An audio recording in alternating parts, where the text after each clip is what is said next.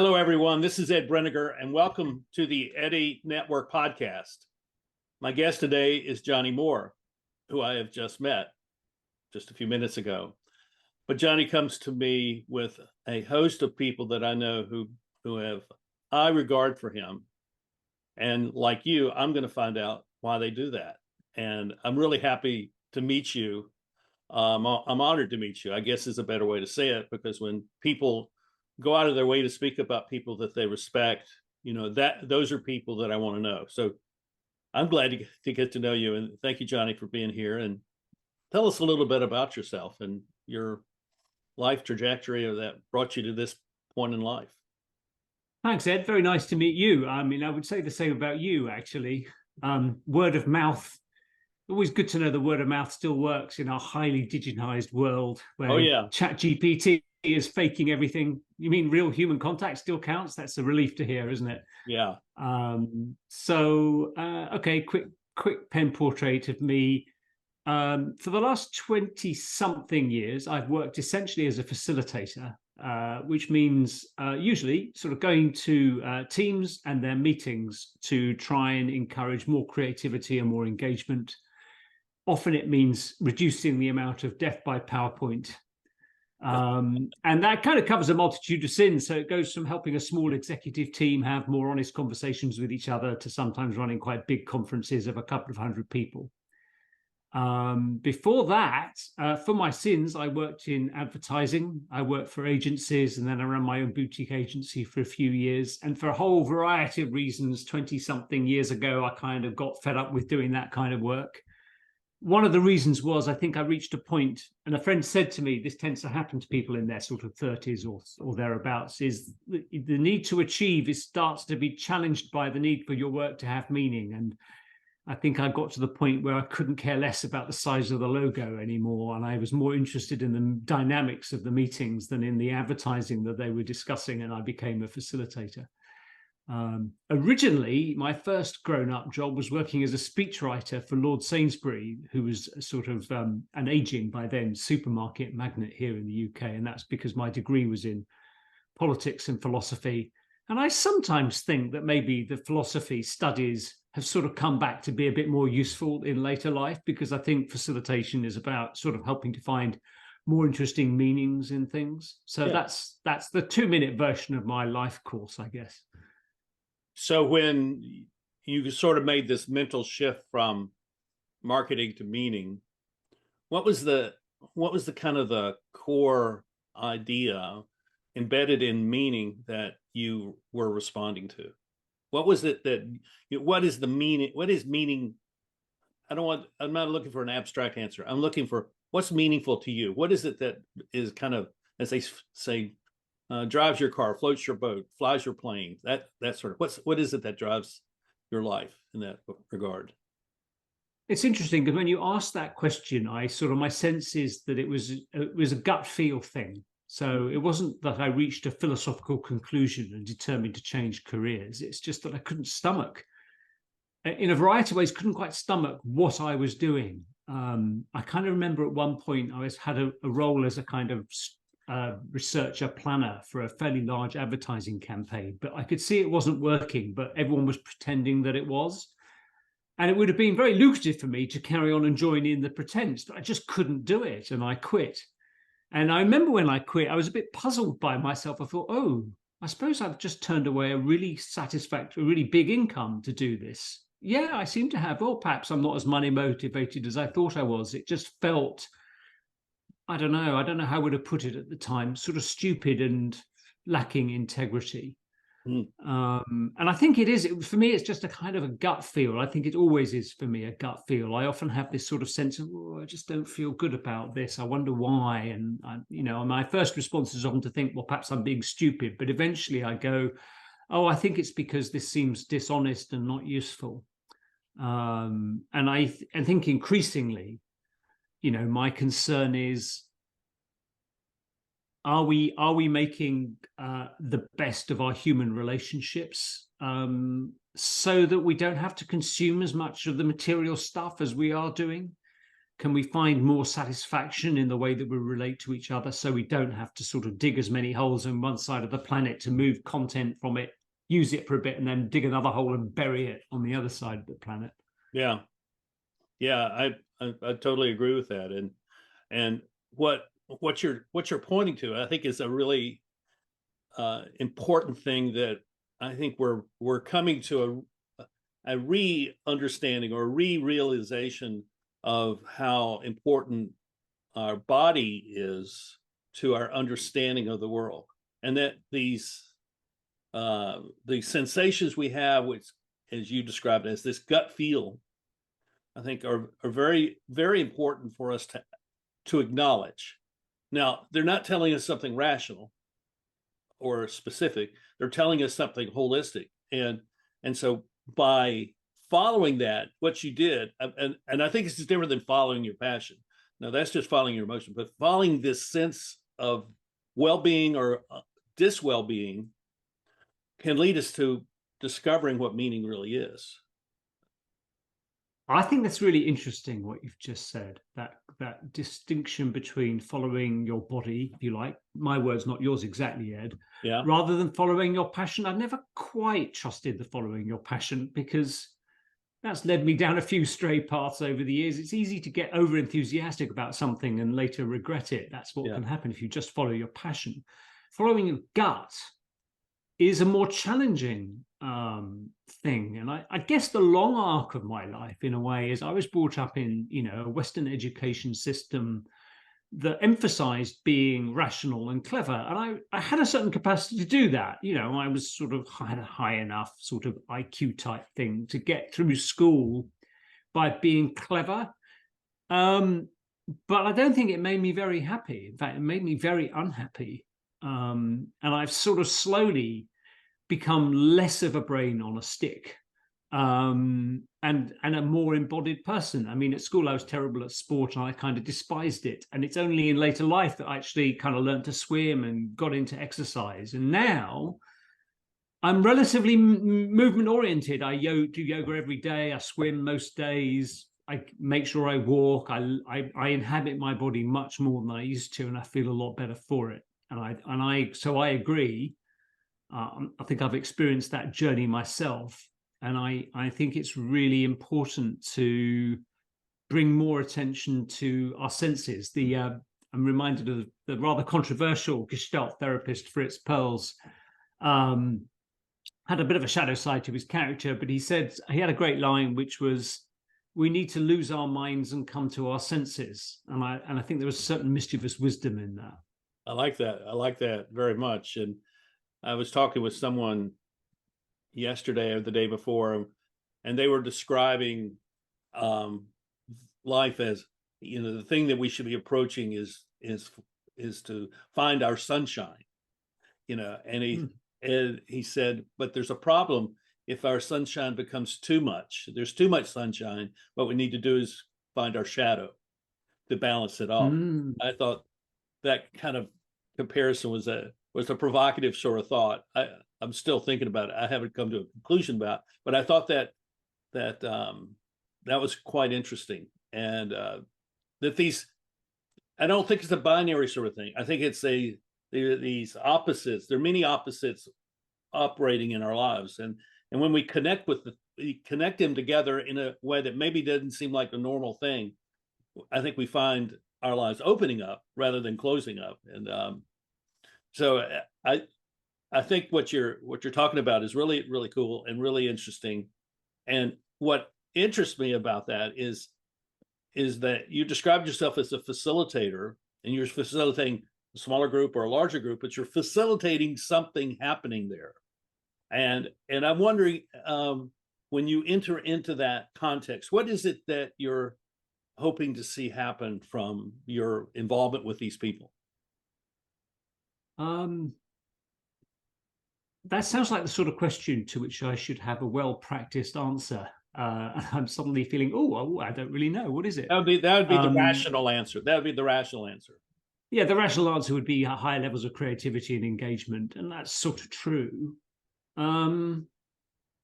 If I just think about the work I've been doing recently, and again, I'm sort of feeling, what is my gut telling me? It's something about, the word that comes to mind actually is coherence.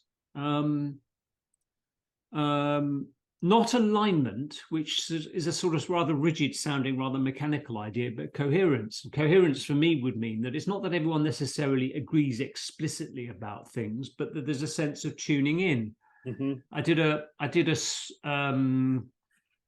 project with a small executive team that have been working on how do we get on better with each other, to kind of grasp that it's not just about agreeing on the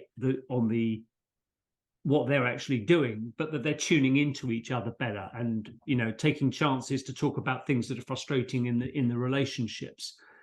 And I think that's an experience of listening, and I can, even my body even now is kind of like tuning in and feeling what feels like where there's some real communication happening, and where you feel like they're doing what I sometimes call aboutism. So we're talking about getting on better, we're talking about teamwork, but we're not actually doing I like it. that. I like that very much. Yeah. We want to kind of objectify it and keep it at a hand's distance that way. So, well, we've addressed this.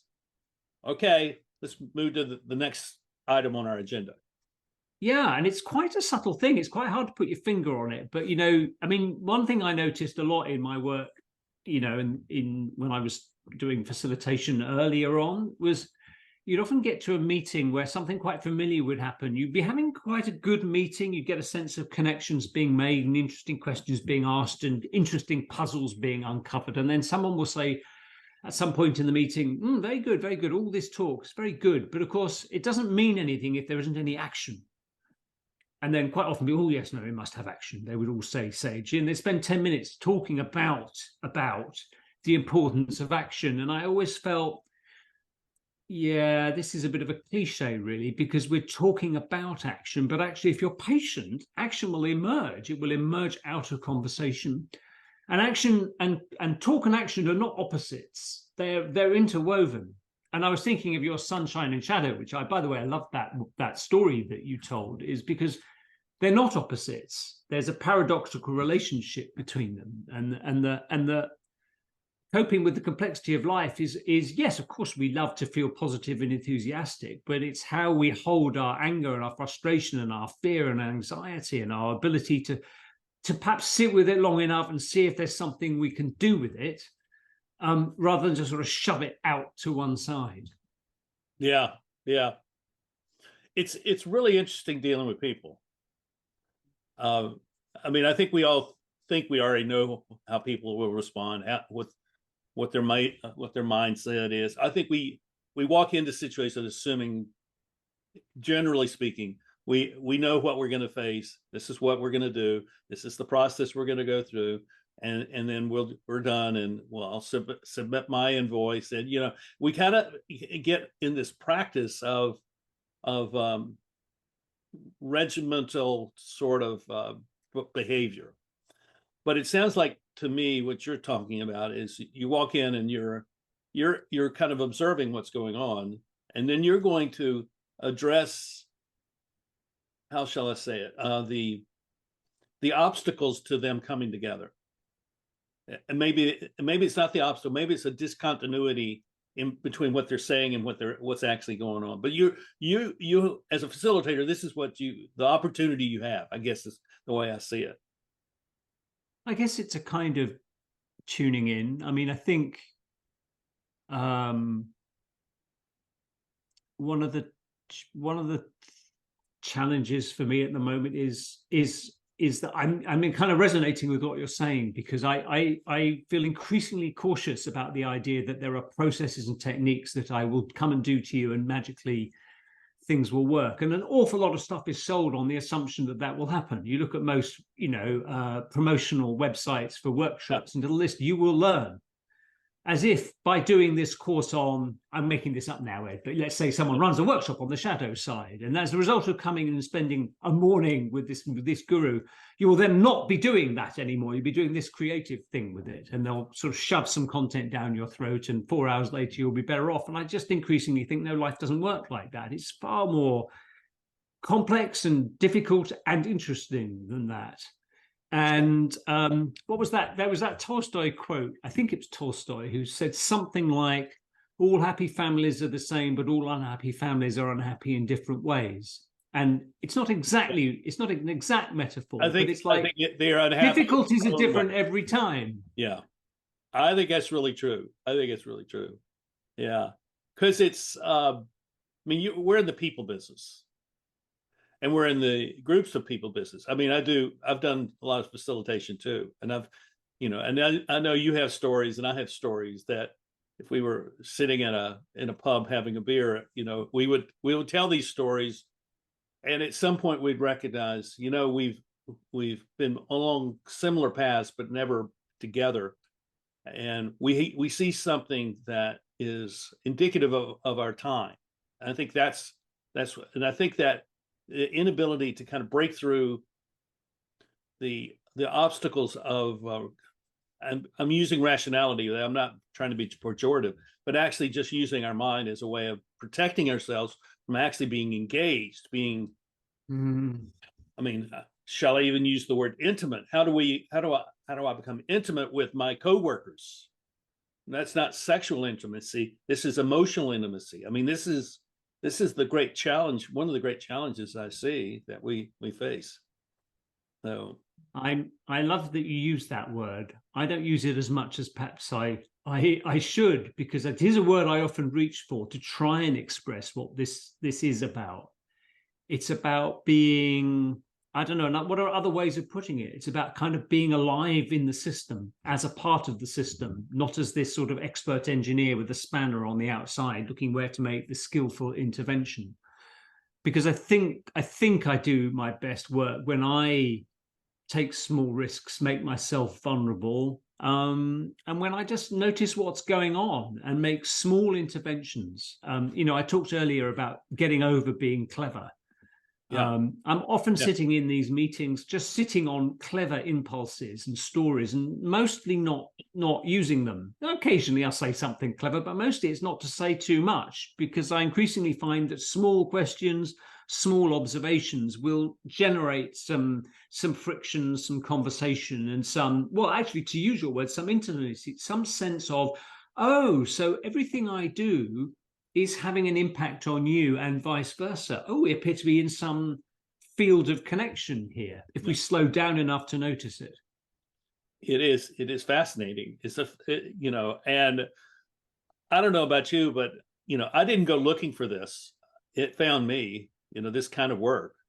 And it found me, and it arrived and knocked me over and punched me in the face. Some of that transition that I was talking about earlier, it wasn't like a skilled noticing at a grad. A couple of crises came up in my life, and I went through some very difficult times because the old system wasn't working, and I was upset and angry and lost and felt I was in the wilderness. But yes, it's a sense of it was sort of happening to me or with me. So you went through, this is something I talk a lot about. So I'm asking this question because I'm curious about how people go through the transitions that they go through. In particular, the transition when you've encountered something that's hard, or you're aware that something that you invested yourself in is coming to an end, and where do I go from here? So how do you approach that? Let's say you're talking to someone who is at that point, and you're trying to advise them on. So how do you go through this transition? For many people, this is the transition of career. It sounds like you went through a transition in your career. I have too. I think maybe that's a really important subject for us to kind of dig into now, because so many people are at that point coming out of COVID. They're questioning everything and questioning their career and what they do. So how do you talk about transition with people who are at that point in their lives? I think you're right. I think there's a lot of it about. I think there's a lot more of it about than you might think from looking at Facebook and LinkedIn, where there's still a tendency to put on a brave face, and where it's very hard to believe anything, isn't it? Really, there's the humble brags that are fairly hard to bear, and there's even sort of trauma where you think, is this real trauma, or is this actually just playing the game of, oh, look, I've got trauma too? We're decoding everything. So what do I think? I think the thing that occurs to me is, try not to give too much advice would be my first sort of thing, is because I think the nature of transition, in my experience, is that it's upsetting and unpleasant sometimes, and frightening and exciting at others, and turbulent, to use a word that a friend of mine, Mark Bloomfield's using a lot lately, to process turbulence. And quite a lot of it is about being a bit patient, to be accepting of the turbulence, to find ways to be present to difficult feelings and emotions. And is it to have trust that something will emerge, or to be waiting for something to emerge? Because I think these crises are when we are reminded that we're not actually the captain of this ship. We're not really as in charge of our lives as we like to think. We are intimately bound up with the process of life, and it's not entirely in our control. And I think we can get through life, a lot of our life, without having to completely comprehend that. But when we get a crisis, as happened to me 25 something years ago, and that's all disrupted, you realize, oh gosh, I can't navigate by the way I was before. I've either let go of or had my hands prized away from that stable thing. I haven't found the new thing to latch onto. So I'm between the monkey bars now. And I don't know how long I'm going to be in this transitional or liminal state, but I have to find a way. I think this is what has eventually occurred to me in those moments in life. I go, okay, so certainty isn't coming anytime soon. External events seem to be outside my control at the moment. So how am I going to hang out in this space? What can I do to give myself a sense of calm, even amidst the turbulence? And I think it's being present to each other. I guess being compassionate. I think that's a word that we use a bit casually and freely, and I think it's easier to talk about than to do. But to actually be with each other through that. Yeah, I think that's really true. And the thing I've learned, and I learned this, I have been doing some work in Africa the last 3 years, and one of the projects was to take the book that I published in 2018, Circle of Impact, and rework it for Africa. And I spent with my publisher and I there in Nairobi. We spent almost every week for 3 years working on this. And towards the very end, in the last 2-3 months, this thought came to us, or it came to her. It's not, I can't claim it. And she said, I think that what you need to be saying to people is they already have everything that they need. And it was like, oh my goodness, all this ambition to become someone different is really counterproductive. You have everything that you need to be the person that you need to be the person who is a person of impact, to be someone for your family, for your community, for the place of work. You already have what you need. You just need to provide it to them. And that was a real kind of metanoia moment of real mindset of change for me, because so much had been, okay, we want you to grow, we want you to develop, we want you to go forward, we want you to put a plan together.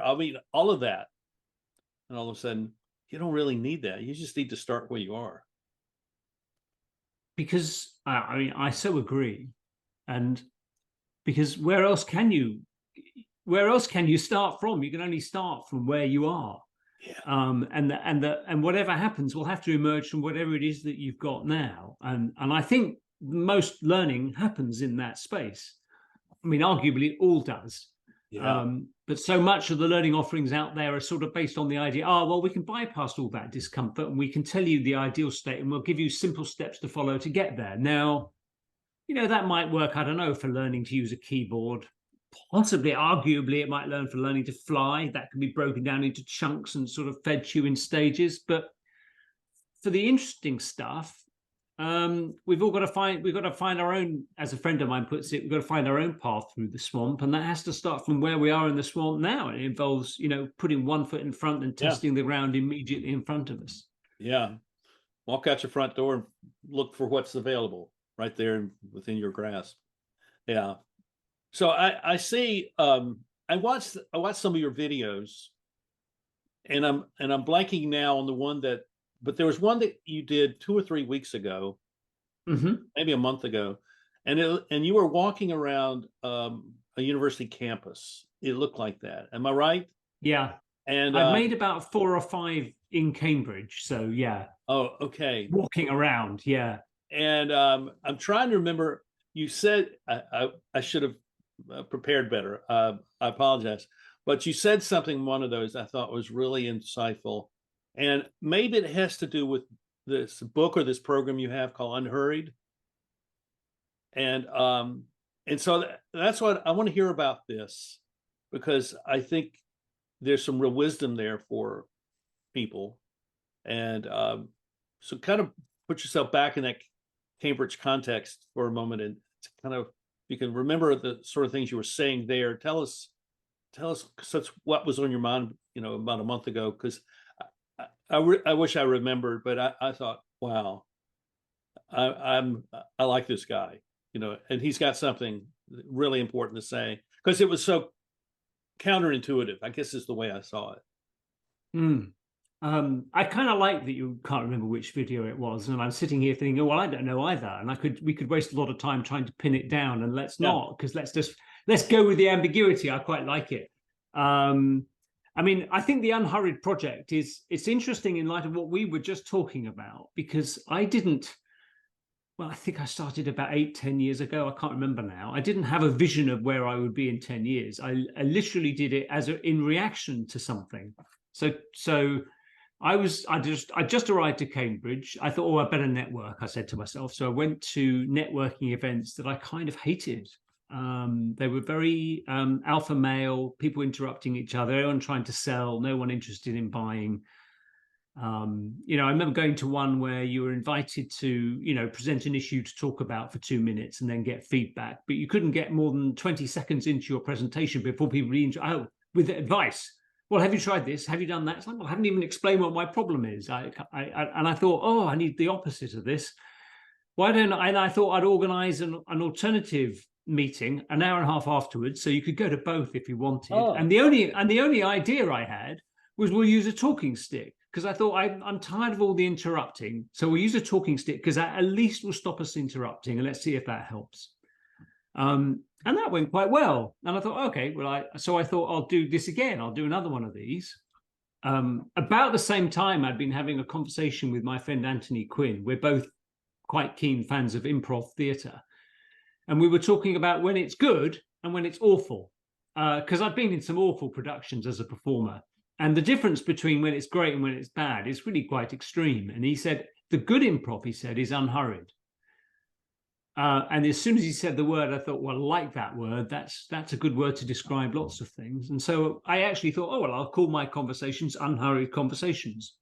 So it started as just a counter reaction to interrupting meetings. And I just started to do them every couple of weeks in a cafe in Cambridge, and didn't really give it any more thought. But after 3 years of hosting them, I wrote a long blog post about what I'd noticed. And in writing, I thought, oh, I've learned quite a lot, haven't I, without realizing it. And I updated the blog post, and eventually my friend Viv said, oh, you can make a book out of this. And I thought, oh God, have I got to? But I made myself write a book, and I've just rewritten the book 3 years afterwards. And so, without quite noticing at the time, this little project has kind of grown on me. And I feel like I was saying, it's not that I've learned things, it has taught me things. And it's made me think a lot more about finding the right pace, not necessarily always slowing down, but finding the right pace, and also like opening up imaginative space. And this also goes to the intimacy, the word that you were using earlier, this sense of more space for us actually to tune in, connect to each other as these sentient human creatures, rather than as merely, bots to be manipulated and pushed around. Wow, that's brilliant. It's incredible. I commend you for seeing something and doing it without proving proof of concept. It's not there's no proof of concept. Oh, we're just going to go do this. We're going to try this. I wish I had understood earlier in my life. The thing I think I've got slightly more hold of now is do a prototype, do an experiment, try it out, do a bad draft, take action.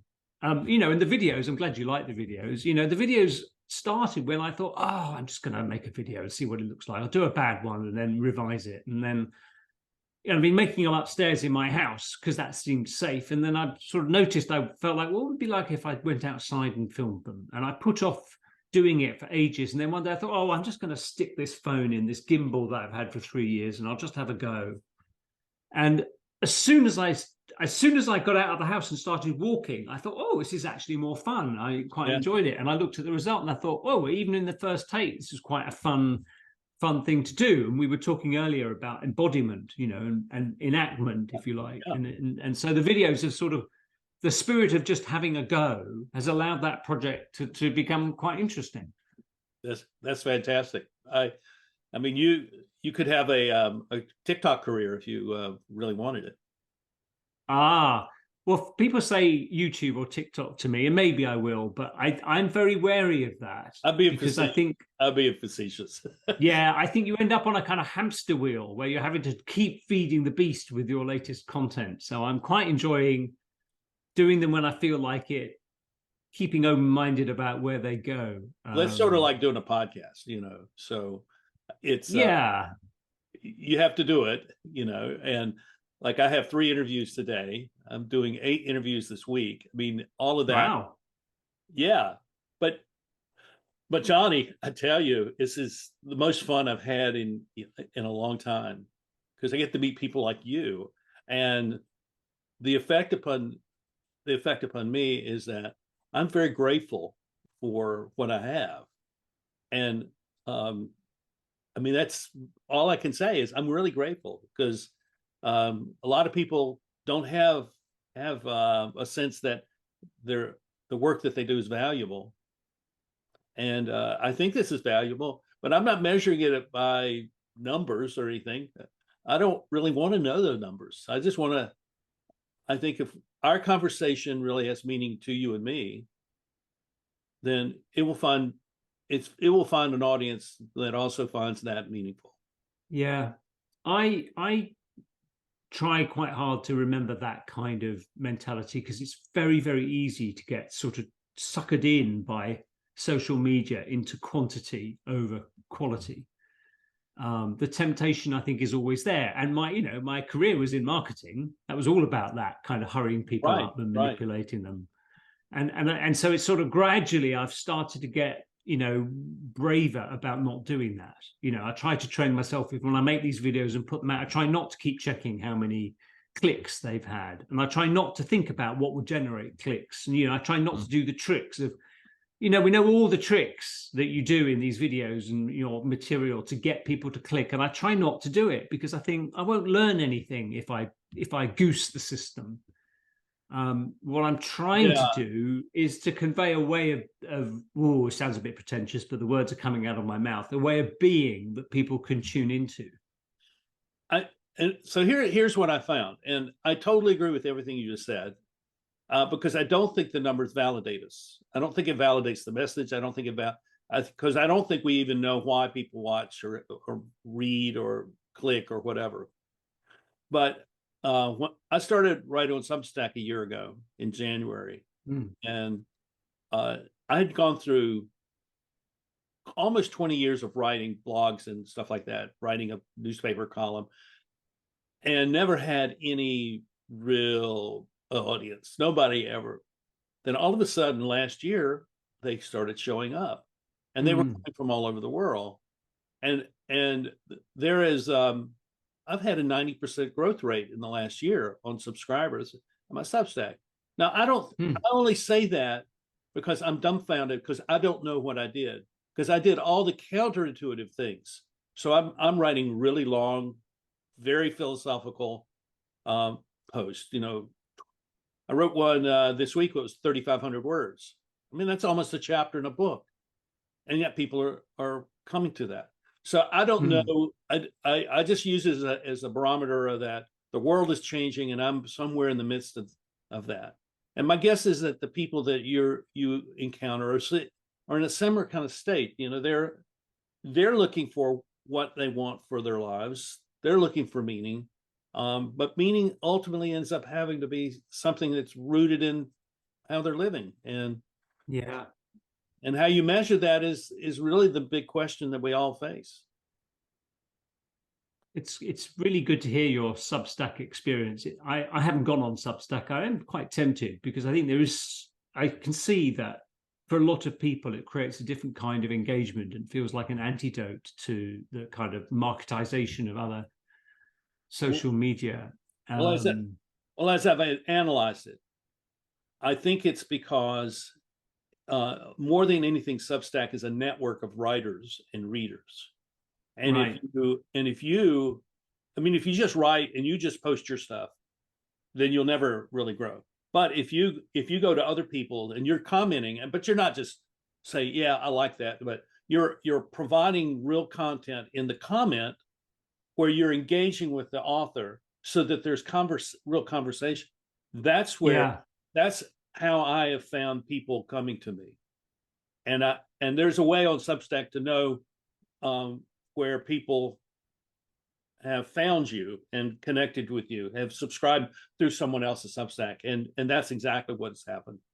And Yes. the odd thing is that the largest one is a guy from India who's writing about pre-British colonial India, the culture and history of old India, and yet, you know, I made a comment there, and it's just blossomed in people. It's really. And then there are all these other groups that are happening. I mean, you and I know people who have started these groups. I'm thinking particularly of Richard Merrick, and he's a conversationalist par excellence, and he's created all these opportunities. So I think this is a time that we're going in where the sort of things we're doing really matter in a way that is going to make a difference in the world. Well, that's an encouraging thought, isn't it? I think there's something about. I often think that it looks as if the whole world just wants to rush around consuming things and liking things, performatively. But actually, I think people are pretty hungry for real conversation. Just below the surface of the rat-like, hamster-like behavior, most of us do want real conversation. We do want to actually make something meaningful together. So, maybe this is the, I don't know, maybe this is the counter revolution. I mean, the way you decide Substack sounds like the early days of blogging. Yeah. Which was rather lovely. And then it all got a bit, without us quite noticing, it all got kind of consumed by LinkedIn and Facebook and Twitter. And we slightly lost ourselves in this sort of fragmentation. All became about the marketing. It's all marketing. Yeah, well, we became the product of the platforms, and right. And maybe Substack and things like it are starting to offer us what we had before 10 years ago. Well, I'm grateful for you coming on, and I think that this is a start to a conversation, and I'd like to do this again sometime, and I'll do more homework before I do it, but I like what you're doing.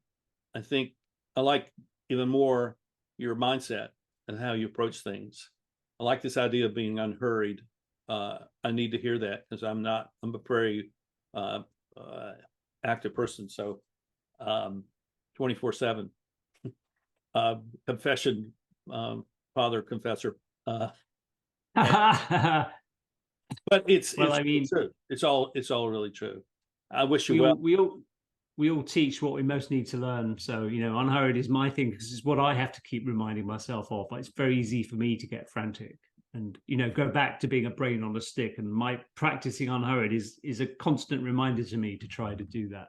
That's right. That's right. So how do we find you if we want to connect with you?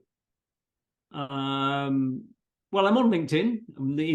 We mock LinkedIn, but I'm still on it. And my website is johnnymoore.com. That's probably the easiest way to find out what I'm up to. And it's spelt with as many letters as you can imagine, my name. So it's JOHNNIEMOORE.com. Yeah.